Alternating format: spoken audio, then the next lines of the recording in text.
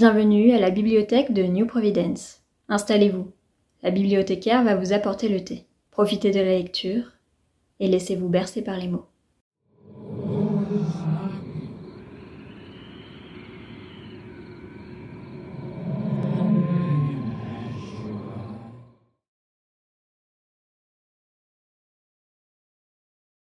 Puissent les dieux miséricordieux, s'ils existent, veiller sur moi durant ces longues heures où ni la volonté, ni aucune des drogues que l'homme a si ingénieusement mises au point ne peuvent m'empêcher de sombrer dans le gouffre du sommeil. La mort est charitable, car c'est pour l'éternité qu'elle nous garde. Mais pour celui qui s'en revient des plus profonds plis de la nuit, hagard et plein d'un savoir nouveau, la paix s'est envolée à tout jamais. Comme j'ai été fou de plonger, en proie à une ivresse incontrôlable, dans ces mystérieuses régions où nul n'est censé pénétrer. Et comme il a été fou lui aussi, à moins qu'il n'ait été un dieu, mon seul ami, qui m'entraîna dans ces contrées, s'y engouffra plus avant que moi, et qui pour finir succomba à une horreur qui pourrait très bientôt s'abattre sur moi.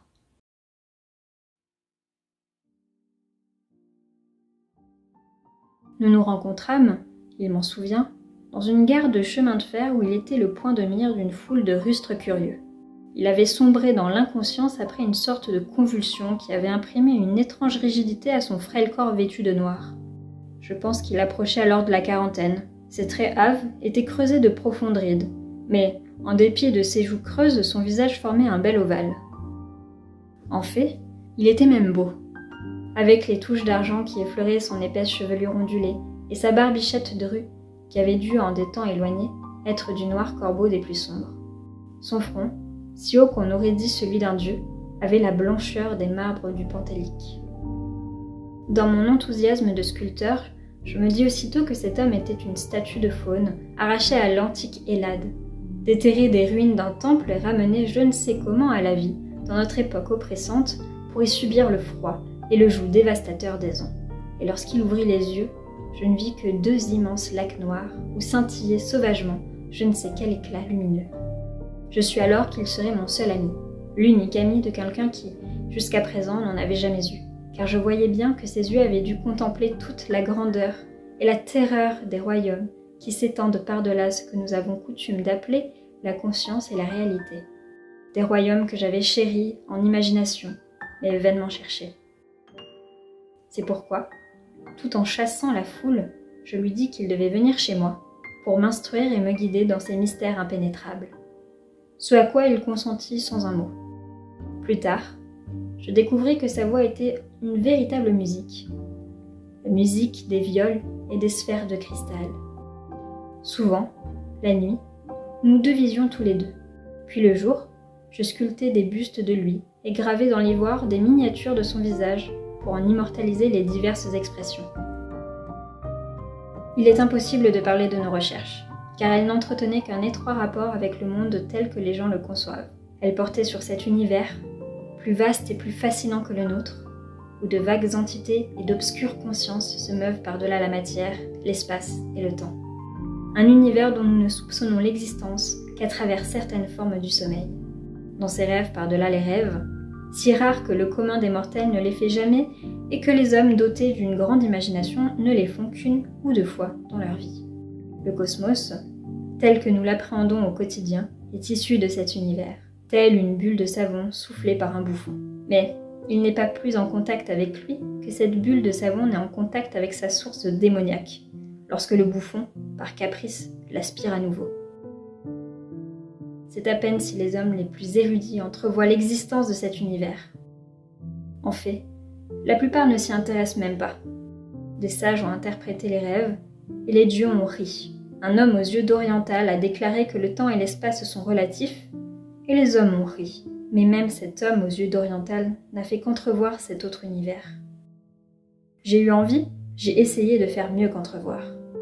Mon ami, lui aussi, s'y est employé, et a en partie réussi. Puis, dans la chambre de mon atelier, au sommet de la tour d'un manoir du vénérable comté du Kent, nous avons tenté tous les deux l'expérience et, à l'aide de drogues exotiques, nous nous sommes mis en quête de rêves terribles et interdits. La pire de toutes les souffrances consécutives à ces journées était mon incapacité à exprimer ce que j'avais vu. Car ce que j'ai appris et vu au cours de ces heures d'exploration impie ne pourra jamais être raconté, faute d'un langage permettant de rendre compte ou de suggérer ces divers voyages. Je précise cela parce que, de la première à la dernière, nos découvertes furent exclusivement de l'ordre du ressenti. Un ressenti qui n'avait aucun rapport avec ce que le système nerveux ordinaire peut transmettre. Il s'agissait certes de sensations, mais riches d'éléments spatio-temporels incroyables, de choses qui ne reposaient sur rien de distinct ou de précis.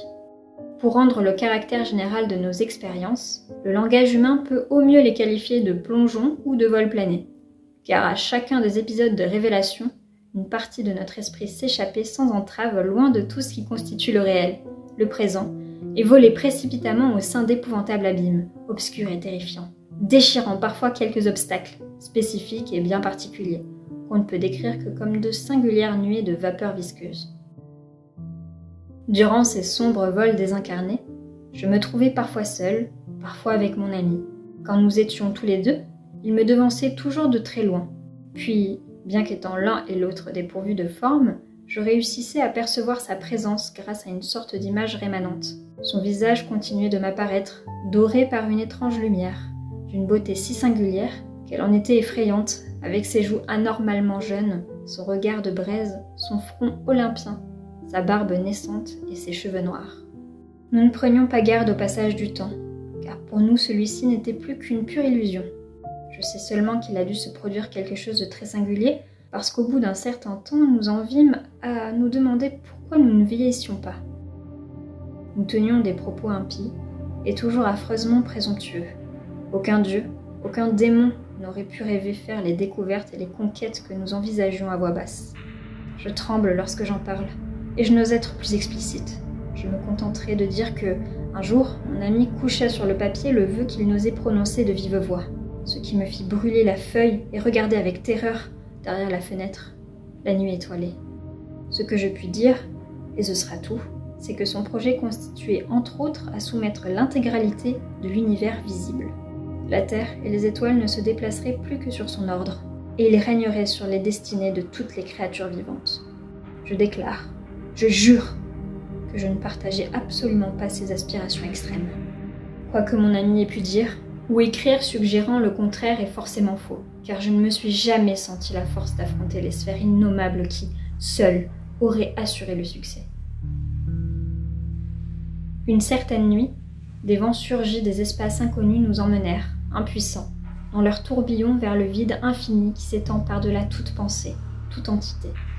Nous fûmes alors la proie de sensations affolantes et indescriptibles, de sensations d'éternité qui, sur le moment, nous firent nous convulser sous l'effet d'une joie intense, même si ma mémoire les a maintenant largement oubliées, et si je suis, pour la plupart d'entre elles, incapable de les expliquer à autrui. Nous progressâmes rapidement, à grands coups de griffes, à travers une multitude d'obstacles visqueux, jusqu'au moment où je me sentis transportée dans des royaumes situés par-delà tous ceux que nous connaissions jusqu'alors. Nous plongeâmes dans cet impressionnant océan d'éther vierge, mon ami nageant très loin devant moi. Sur son visage flottant, lumineux, anormalement juvénile, je parvenais à distinguer une sinistre exultation. Soudain, ce visage s'obscurcit, puis s'effaça rapidement. Peu après, je m'écrasai contre un obstacle infranchissable. Il était semblable aux autres, et cependant extraordinairement dense, une masse poisseuse et gluante, si tant est que de tels termes puissent s'appliquer à décrire semblable qualité dans un royaume immatériel. J'avais été, je le sentis, arrêté par une barrière que mon guide et ami avait, lui, réussi à franchir. Je me démenai pour le rejoindre, lorsque mon rêve opiacé s'interrompit. Je rouvris alors les yeux dans mon atelier et aperçus, dans le coin face à moi, la forme pâle et toujours inconsciente de mon camarade rêveur. Et lorsque la lune baigna de ses reflets mordorés ses traits marmoréens, je lui trouvai un air follement hagard, empreint d'une beauté sauvage. Un peu plus tard, la forme dans le coin s'étira.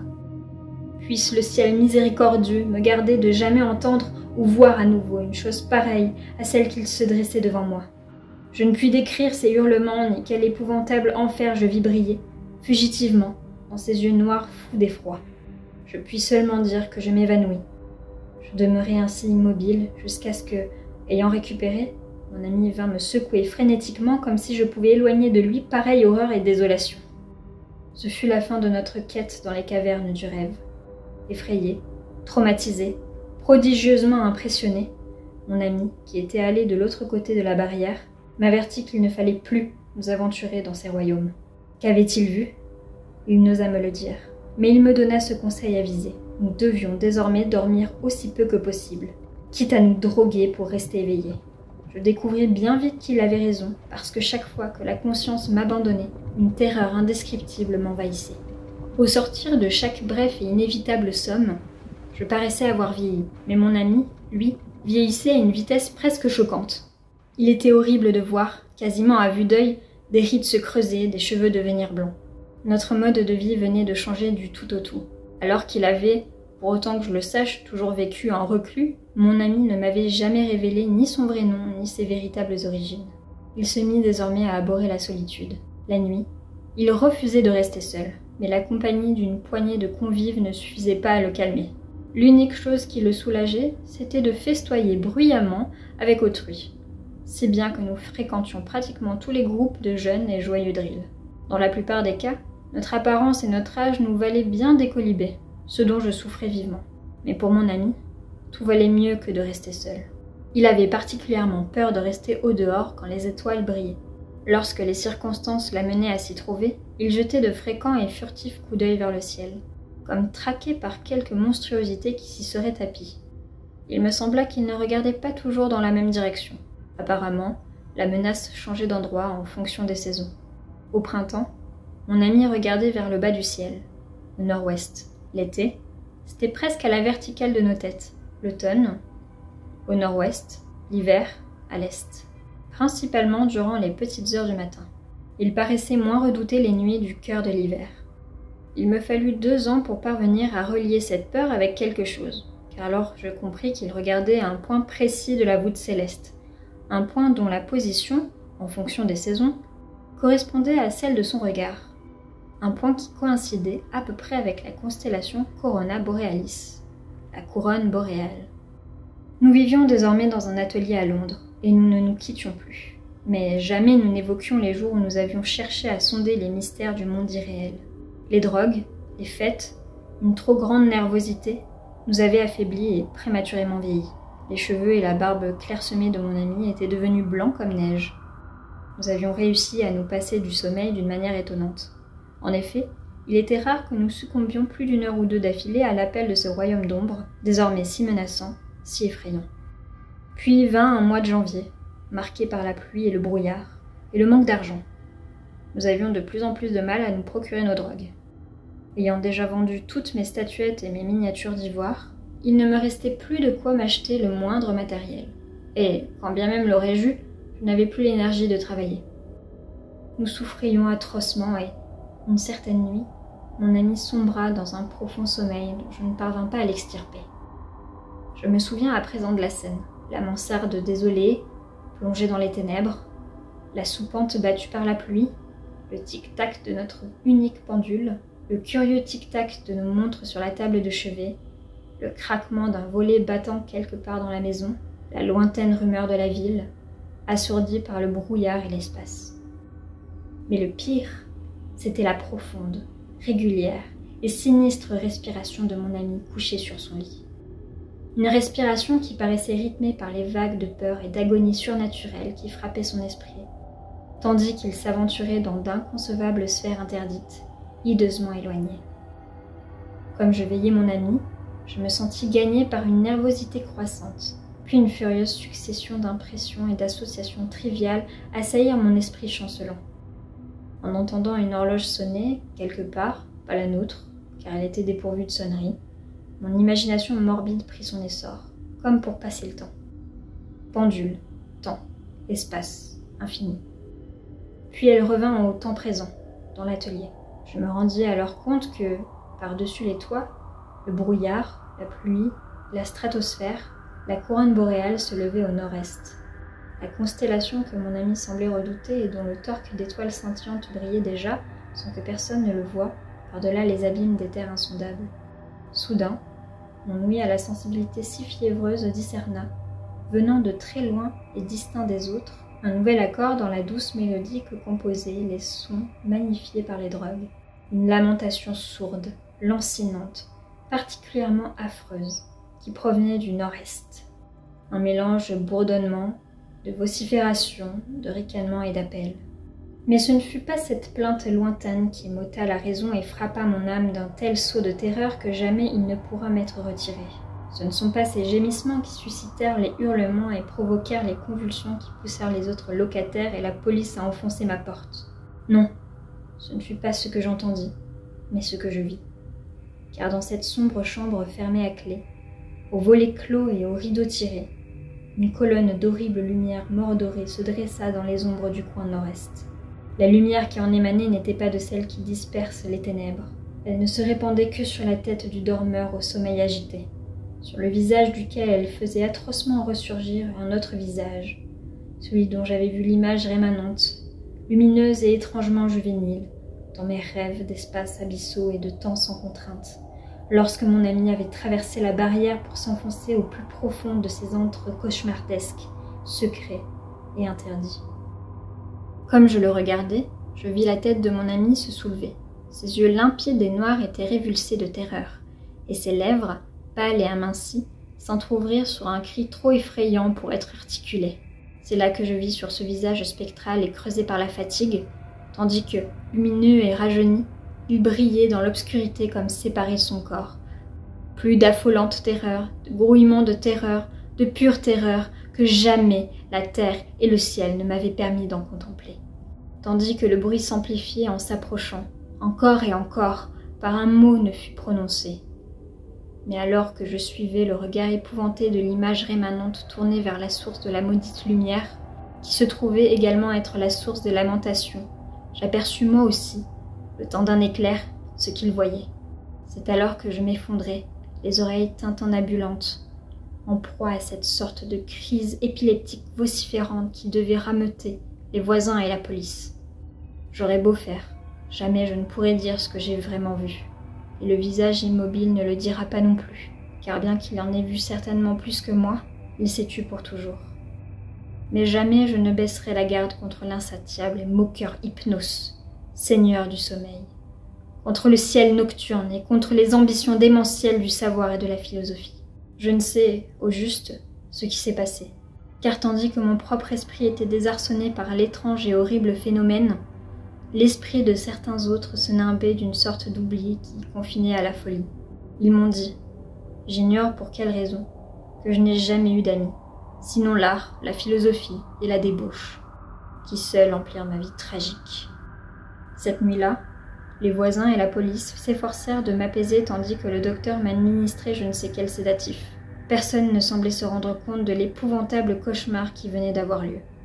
Mon ami, terrassé par le choc, ne leur inspira aucune pitié. Mais ce qu'ils découvrirent sur le lit, dans l'atelier, me valut de leur part de telles louanges que j'en tombais malade, et maintenant une célébrité que je méprise parce qu'elle me désespère.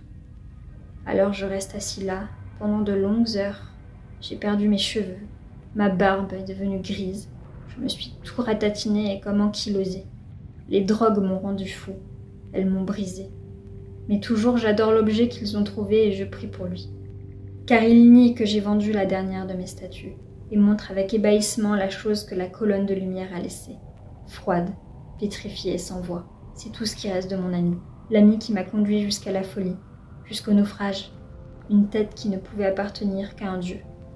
D'un marbre tel que seul l'antique Hélade a pu en produire. Jeune d'une jeunesse intemporelle, avec un magnifique visage barbu, des lèvres incurvées et souriantes, un front olympien et une épaisse chevelure, bouclée et ondoyante, couronnée de coquelicots. Ils disent que cet envoûtant visage, celui de l'image rémanente, a été sculpté d'après le mien, quand j'avais 25 ans.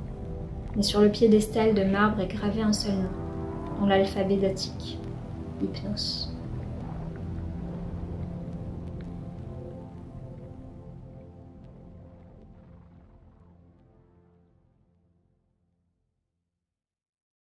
La lecture touche à sa fin.